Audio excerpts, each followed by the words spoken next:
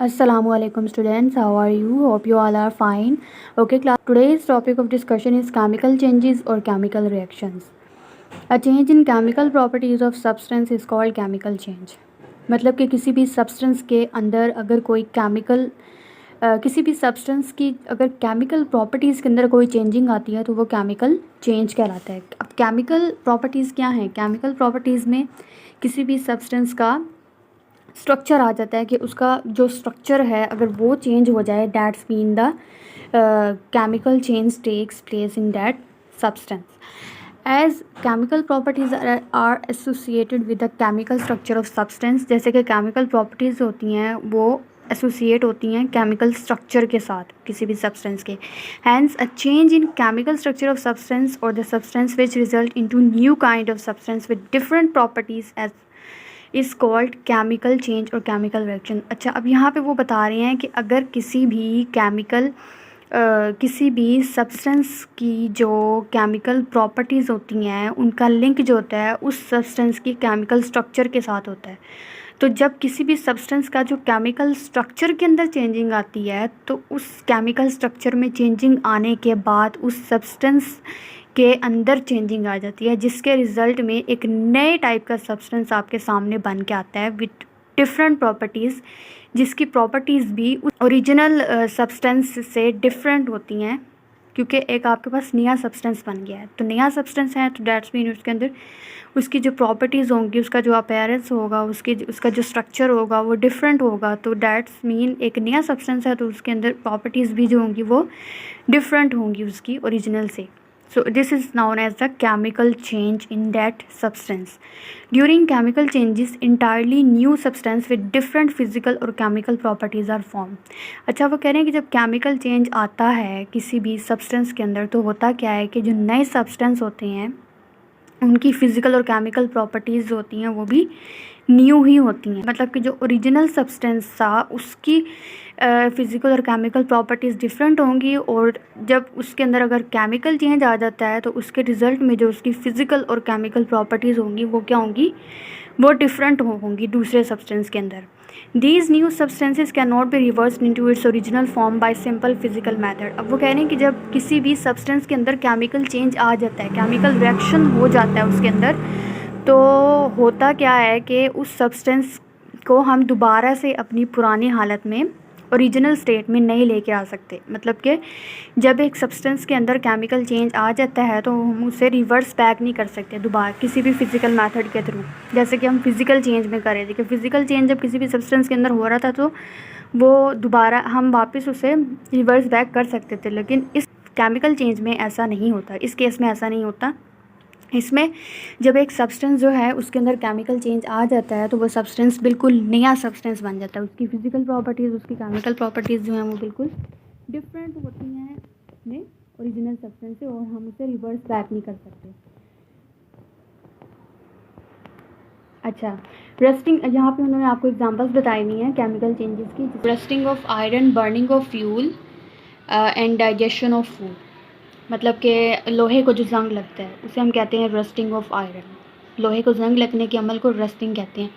Burning of fuel, किसी भी fuel का जलना। फ्यूल में आपके पास कोयल, ऑयल, नेचुरल गैस वगैरह आ जाती है। अगर इन्हें जलाते हैं, इनका जलना जो होता है वो भी एक केमिकल चेंज है, क्योंकि देखें कि जब एक ईंधन जो होता है वो जल जाता है तो दोबारा से अपनी ओरिजिनल हालत में तो नहीं आ सकता ना। अगर हम कोयले को जलाते हैं तो वो ऐश में कन्वर्ट हो जाता है। सुई गैस, नेचुरल गैस, ये सारे फ्यूल हैं जिन्हें जब एक दफ़ा बर्न कर दिया, वो जल गया, तो उसके बाद वो दोबारा से अपनी ओरिजिनल स्टेट में नहीं आ सकता। तो this is the chemical change. Digestion of food, food digest हो गया, डाइजेस्ट होने के बाद तो फूड दोबारा से अपनी ओरिजिनल स्टेट में नहीं आ सकता ना। So this is also a chemical change. These are all the examples of chemical change or chemical reaction. Things which take part in a chemical reaction are called reactants, and the new substances which are produced in a chemical reaction are called products of that reaction. अच्छा, अब वो कह रहे हैं कि मतलब chemical reaction के अंदर जो चीज़ें टेक पार्ट लेती हैं, जो हिस्सा लेती हैं, वो रिएक्टेंट्स कहलाती हैं, जबकि नए सब्सटेंसेस जो उसके रिज़ल्ट में बनते हैं, आपके पास एक केमिकल रिएक्शन है, उसके अंदर जो चीज़ें मिलती हैं वो चीज़ें जो होती हैं वो रिएक्टेंट कहलाती हैं, जो मिलके वो एक प्रोडक्ट बनाते हैं, जो एक नई चीज़ बनती है वो आपका प्रोडक्ट कहलाता है। नेक्स्ट है role of oxygen in natural chemical reaction. Oxygen का क्या रोल होता है किसी भी केमिकल रिएक्शन के अंदर। अच्छा, इसमें आपके पास प्रोसेस आ जाता है। First one is combustion when we rub a matchstick on the side of matchbox it begins to burn। वो कह रहे हैं कि जब आप एक माचिस की डब्बी ले लें, माचिस की डब्बी के अंदर जो मैच स्टिक्स होती हैं, उस एक मैच स्टिक को आपने उसे बाहर निकालना है और उसे बर्न, उसके क्या कहते हैं, आपने रब करना है मैच बॉक्स के साइड पे। तो क्या होगा, वो माचिस की तीली जो होगी वो जलना स्टार्ट हो जाएगी। The process of burning is called combustion. अब इस प्रोसेस को क्या कहेंगे, कम्बस्चन कहेंगे। इस जलने के अमल को कम्बस्चन कहेंगे। Combustion is a chemical change which appears when oxygen of air react with the fuel like coal. अब वो कह रहे हैं कि कम्बस्चन जो है ना, वो एक ऐसा केमिकल चेंज होता है जिसके लिए ऑक्सीजन बहुत नेसेसरी है। मतलब कम्बस्चन का प्रोसेस ऑक्सीजन की प्रेजेंस में होता है। अगर ऑक्सीजन नहीं होगी तो कम्बस्चन नहीं होगी। मतलब कि ऑक्सीजन अगर हवा में है तो ये माचिस जो है उसकी मैच स्टिक जो है वो बर्न होगी, अदरवाइज़ नहीं होगी। अब यहाँ पे उन्होंने आपको इक्वेशन बताई हुई है, कार्बन प्लस ऑक्सीजन। कार्बन क्या है, कार्बन जो हमने मैच स्टिक के ऊपर जो मसाला लगा हुआ होता है वो कार्बन कहलाता है, ठीक है। प्लस ऑक्सीजन जो एयर में प्रेजेंट है। कार्बन जो है वो तभी बर्न होगी जब ऑक्सीजन एयर में प्रेजेंट होगी और मिलके क्या बनाएगी। और जब भी कंबस्चन का प्रोसेस होता है तो उसके रिज़ल्ट में कार्बन डाइऑक्साइड और हीट रिलीज़ होती है। जब भी वो मैच स्टिक जो है वो जलेगी या कोई भी बर्निंग का प्रोसेस होगा, कोई भी फ्यूल जो है वो बर्न होगा, वो ऑक्सीजन की प्रेजेंस में होता है और उसके रिज़ल्ट में हमेशा आपके पास कार्बन डाइऑक्साइड प्रोड्यूस होती है। मतलब कि कार्बन डाइऑक्साइड जो है वो मेजर प्रोडक्ट होता है कंबस्चन का।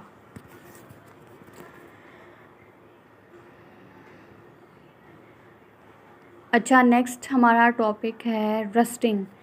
It is our general observation that things made of iron get rusted if placed in an open air for a few days। वो कह रहे हैं कि ये तो हमें पता ही है कि अगर हम किसी भी लोहे की बनी हुई चीज़ को ओपन एयर में रख देंगे तो जाहिर सी बात है कि वो लोहा जो होगा वो ऐसा ऐसा क्या होगा, उसके ऊपर जंग लगना स्टार्ट हो जाएगा। रस्टिंग का प्रोसेस स्टार्ट हो जाएगा। रस्ट कहते हैं जंग लगने को, ठीक है। जंग लगेगा उसे क्योंकि एक तो ये कि मतलब उसके ऊपर एयर अटैक कर रही है, ऑक्सीजन जो है वो अपनी लेयर बना रही है उसके ऊपर, और साथ साथ मॉइस्चर जो होगी वो भी उस आयरन के ऊपर आके अटैच होना स्टार्ट हो जाएगी, जिसके रिज़ल्ट में वो आयरन जो होगा उसके ऊपर जंग लगना स्टार्ट हो जाता है। Rusting is a chemical change during which oxygen in the most air react with iron to convert into iron oxide. हम यहाँ पे उसका केमिकल रिएक्शन बता रहे हैं कि रस्टिंग जो है वो किस तरह, अगर हम रस्टिंग के प्रोसेस को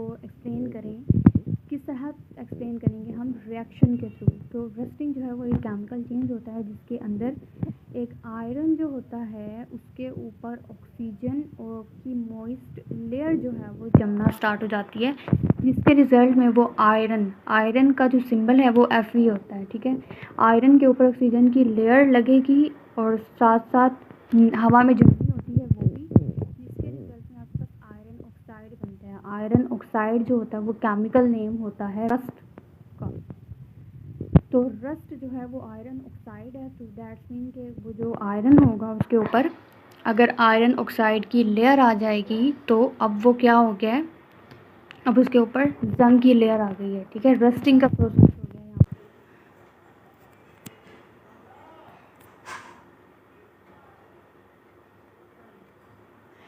नेक्स्ट है tarnishing. Chemical reaction of oxygen with other substance is called oxidation. Oxygen का किसी भी सब्सटेंस के साथ रिएक्ट करना जो है वो ऑक्सीडेशन कहलाता है, ठीक है। किसी भी सब्सटेंस के साथ अगर ऑक्सीजन रिएक्ट कर जाती है तो उस रिएक्शन को हम जनरली जो है वो ऑक्सीडेशन कहेंगे। ऑक्सीडेशन टर्म जो होता है वो जनरली यूज़ होता है कि मतलब अगर कोई भी रिएक्शन हो रहा होता है जिसके अंदर ऑक्सीजन इन्वॉल्व होगी तो वो ऑक्सीडेशन कहलाएगी। We have learn combustion and rusting are the example of oxidation. ऊपर हमने एग्जाम्पल्स पढ़ी हैं, कंबशन और रस्टिंग दोनों के अंदर ऑक्सीजन इन्वॉल्व हो रही थी, ऑक्सीजन रिएक्ट कर रही थी। तो इसलिए यहाँ पे उन्होंने आपको बताया कि मतलब कंबशन और रस्टिंग जो है ना ये उसी की एग्जांपल्स में आ जाती हैं। अब tarnishing is also an example of oxidation. अब टार्निशिंग भी उसी की एक एग्जांपल है ऑक्सीडेशन की। Tarnish is a thin film of corrosion that form on the surface of object made of silver, copper, brass, aluminium, magnesium. अब tarnish जो है ना ये क्रोयन कहते हैं जंग लगने को। एक पतली सी लेयर जो है जंग की वो बन जाए अगर किसी भी मेटल की सरफेस के ऊपर, तो वो टार्निश कहलाएगा। अब यहाँ पे मेटल्स की आपको उन्होंने एग्जांपल्स दी हुई हैं कि जैसे कि आपके पास सिल्वर का मेटल हो गया, कॉपर, ब्रास, एलुमिनियम, मैग्नीशियम। इन मेटल्स की सरफेस के ऊपर जंग लग जाना, इनकी सरफेस के ऊपर जंग की तह का लग जाना जो है वो टार्निश कहलाता है। The thin layer formed on the object by tarnishing is dull, blackish और ग्रेइश इन कलर। अब उसकी अपेयरेंस बता रहे हैं कि अगर उसके ऊपर टार्निशिंग हो जाती है किसी भी मेटल की सरफेस लेयर के ऊपर, तो वो क्या होगा, वो वहाँ से मेटल जो है वो डल हो जाएगा, ब्लैकिश हो जाएगा, ब्लैक होना स्टार्ट हो जाएगा, या उसका कलर जो है वो ग्रे हो जाएगा। Tarnishing happens when atmospheric oxygen react with this substance. अब टार्निशिंग भी है जो है ना ये तब होती है जब हवा में ऑक्सीजन प्रेजेंट हो। Oxygen is very necessary to tarnish any metal.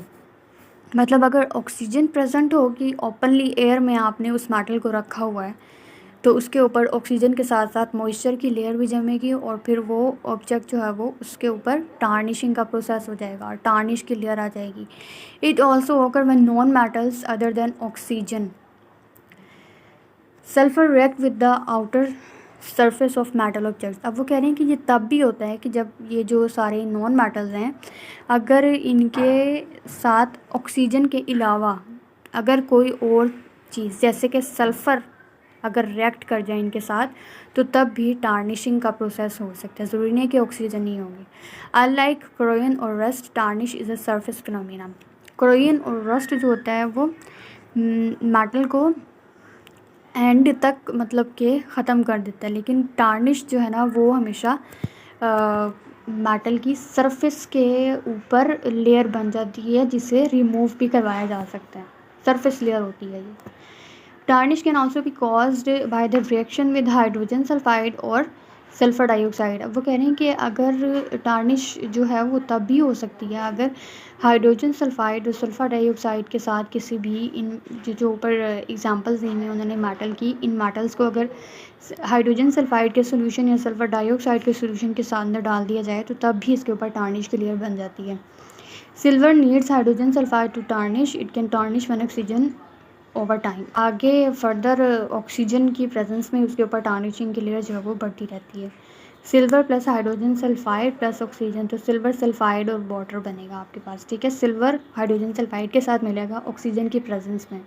Open air में आपने रखा होगा सिल्वर को और इसके ऊपर हाइड्रोजन सल्फाइड को, तो क्या होगा कि सिल्वर सल्फाइड आपके पास बनता है और वाटर जो है वो उस रिएक्शन के अंदर रिलीज़ होता है। Okay class, that's all about our today's topic. Thanks for watching. Allah Hafiz.